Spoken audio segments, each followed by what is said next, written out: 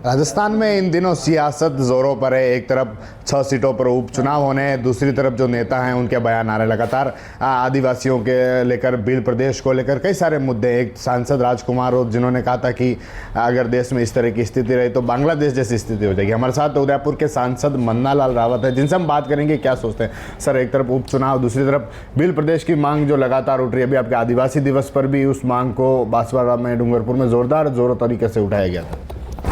देखिए, बांग्लादेश का नाम लेकर जिस प्रकार से माहौल बनाने की कोशिश की गई है, तो उनको ये समझना चाहिए कि बांग्लादेश में दलितों के साथ, वहाँ के हिंदू समाज के साथ क्या हुआ, बहनों के साथ क्या हुआ, माता बहनों के साथ क्या हुआ, एक शिक्षक के साथ क्या हुआ, एक क्रिकेटर जो देश को पूरी अपनी सेवा दे रहा है, हिंदू समाज से आता है इसलिए उसका घर जला दिया गया। एक सिंगर है और वो वहाँ बहुत फेमस है, उसका घर जला दिया, उसका मर्डर कर दिया गया। एक सामान्य सा हिंदू समाज का व्यक्ति जिसको रस्सी से बांध कर घसीटा गया। ये सारी चीज़ें तो सामने आ रही हैं। उसके बाद ये कहना कि इस क्षेत्र को बांग्लादेश बना देंगे और हम ऐसा कर देंगे, ये शर्मनाक है या नहीं है। दूसरी बात ये भी है कि वहाँ की जो पूर्व राष्ट्रपति हैं उन्होंने ये कहा है कि अमेरिका के साथ सौदाबाजी नहीं की, इस कारण बांग्लादेश में ये स्थिति पैदा हुई। और वहाँ जितने कट्टरपंथी तत्व हैं वे सारे विभत्स दृश्य प्रदर्शित कर रहे हैं। तो ये सारी चीज़ें देखने के बाद ऐसा लगता है कि ये पूरा इकोसिस्टम है जो यूरोपियन शक्तियों के साथ मिलकर काम कर रहा है। क्या ये सारे समाज के सामने आ रहा है। उन्होंने कहा है कि देश में जो धर्म की राजनीति हो रही है, इस कारण सरकार अगर ऐसा करती है तो फिर ऐसी स्थिति होती है। धर्म ये होता है कि हम अपने कर्तव्यों पर चलें। धर्म ये होता है कि हम दूसरों के जो विचार हैं, सिद्धांत हैं, दृष्टिकोण है, उसका सम्मान करें। ये तो हिंदू समाज सिखाता है ना, सनातन धर्म संस्कृति परंपरा सिखाती है।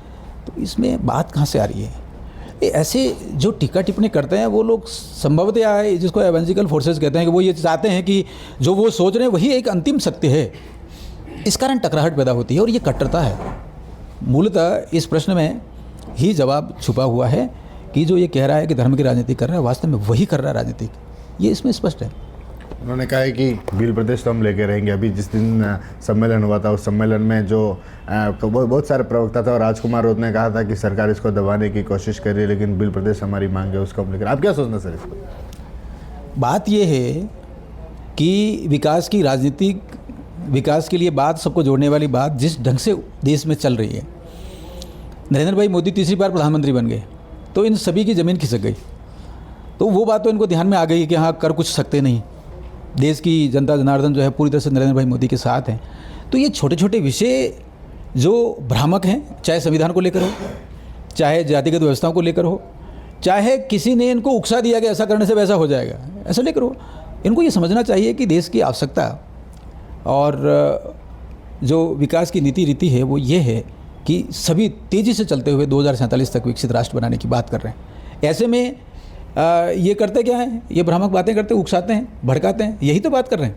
और ये वही लोग हैं जो आपस में अंदर से अगर थोड़ा सा और बैकडेट में इनका देख लें, इनका वो जो ट्रैक रिकॉर्ड चेक करें तो पता चलता है ये आदिवासी हिंदू नहीं ऐसे बकवास करते हैं। देख लो तो संसद क्या बोलता है, संविधान क्या बोलता है, कानून क्या बोलता है। आदिवासी हिंदू है, ये आ गया, अर्जुन राम मेघवाल जी ने संसद के पटल पर रख लिया। उसके बाद इनको समझ में नहीं आता है। ये सारी भ्रामक बातें करते हैं और युवाओं को उकसाने की बात करते हैं। ये वही लोग हैं जो युवाओं को उकसा के ये भी कहते हैं कि आदिवासियों के ऊपर आईपीसी लागू नहीं होती। क्यों? आदिवासियों की राजनीति कर रहे हैं क्या? आदिवासियों की राजनीति करते हैं तो आदिवासियों की बेटी को नरेंद्र भाई मोदी ने राष्ट्रपति का उम्मीदवार खड़ा किया था, तब ये वोट डालने क्यों नहीं गए?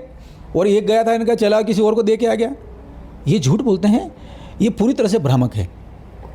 अब 6 सीटों पर उपचुनाव है, जिसमें आपके मेवाड़ भी है और वागड़ भी है और दोनों आदिवासी सीटें हैं। किस नज़र से देखते हैं? क्योंकि कहीं ना कहीं कांग्रेस का गठबंधन भारत आदिवासी पार्टी से होता है, तो बीजेपी को कहीं ना कहीं नुकसान तो होगा उस पर। नहीं, आप गठबंधन की बात कर रहे हैं, ठगबंधन की बात कर रहे हैं? ये सारे के सारे आपस में लड़े, बांसवाड़ा में साथ में मिलकर लड़ते हैं। और बांसवाड़ा में कांग्रेस, जो कांग्रेस का अधिकृत प्रतिनिधि है, जो उम्मीदवार खड़ा हो उसके खिलाफ वोट कराती है। ये सारे के सारे जो है ना दिग्भ्रमित हैं। और मोटे तौर पर जिस प्रकार से यशस्वी प्रधानमंत्री जी की सरकार काम कर रही है, राजस्थान में भजन लाल जी शर्मा साहब की सरकार डबल इंजन के रूप में काम कर रही है। तो जो बजट देखा होगा आपने, देखा सीधा जो है ये दिखाता है कि 2047 तक कैसे राजस्थान को विकसित राज्य बनाना है, उसकी तरफ आगे बढ़ रहे हैं। तो उन सभी चीज़ों को जनता ने समझा है अच्छे से कि हाँ, यही सरकार है, यही विचार है, यही एक संगठन है जो तेज़ी से काम कर सकता है और बहुत जिम्मेदारी के साथ बात करते हैं। जो घोषणा करते हैं उसका शिलान्यास करते हैं और जिसका शिलान्यास करते हैं उसका उद्घाटन करते हैं। ये वो सरकार का एक रीति नीति है। उसको देखते हुए तेज़ी से आगे पूरा क्षेत्र और समाज राजस्थान समझ गया है, इसलिए राजस्थान में जो उपचुनाव है पूरी तरह से भारतीय जनता पार्टी जीतेगी। सलूमर में भी सर चुनाव है और पिछली बार जो रिकॉर्ड देखें तो जो कैंडिडेट थे वह 51,000 वोट लाए थे, यानी 25% वोट शेयर उनका था। तो फिर अब इस बार के किस तरह टक्कर दे पाएंगे? देखिए, केवल आंकड़ेबाजी नहीं होती, ये होता है कि आज की तारीख में सरकार किसकी, और ये कुछ विचार वाले जो लोग हैं इनके एमएलए जयपुर जाके करते क्या है। ये तो पर्यटक होता है ना, जैसे एक ठेला तोड़ के जाता है, वहाँ जाके फ़ोटो खिंचाता है, कोई मोती मंगरी पे फ़ोटो खिंचा रहा है, कोई जंतर मंतर पे खिंचा रहा है, कोई आमेर के किले पे खिंचा रहा है, कोई विधानसभा के सामने खड़ा रह के खिंचा रहा है, बकवास कर रहे हैं। जिनको ये भी मालूम नहीं है कि संविधान की शपथ लेनी है, वो जाके जो नारे लगा रहे हैं वो क्या बोल रहे हैं। तो ऐसा एक भ्रामक विचार है, जो विचार है वो जनता समझ गई है और युवा समझ गया है और तैयार बैठा है इनको जो बताने के लिए। इनकी सारी जो बकवासबाजी है, ये कि कैसे ये ओवैसी के साथ दोस्ती करते हैं, सब लोग देख रहे हैं आखिर कौन से तत्व हैं और कैसे गाली गलौज करते हैं, कैसे अपशब्द बोलते हैं, कैसे उकसाते हैं, ये सारी चीज़ देख चुके हैं। इसलिए ये विचार चलने वाला नहीं है।